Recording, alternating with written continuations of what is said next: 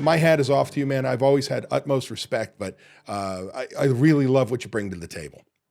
Well, I appreciate that. And if you look over my shoulder, you see the bucket of stress balls, which I've been handing these things out for 15, 20 years. Pelting me from 50 yards away.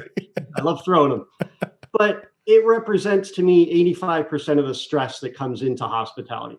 And it represents your staff. And if we can't get your staff in a good place, then you're never going to get to anything good, right? If you don't have the leadership, the systems, and the staff, then you don't get to the really good stuff like the financials and the costing cards and the budgets.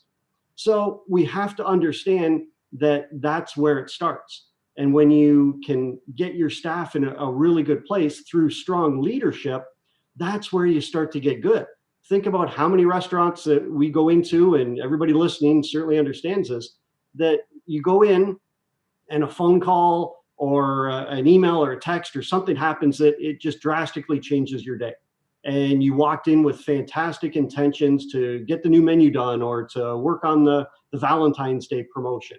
And at the end of the day, you ran your butt off because you were short-staffed and you weren't set up. So it has to start with the employees.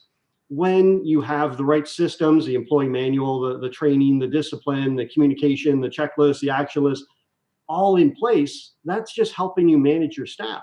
Then you take that good foundation and you turn it over and you focus on your employee morale.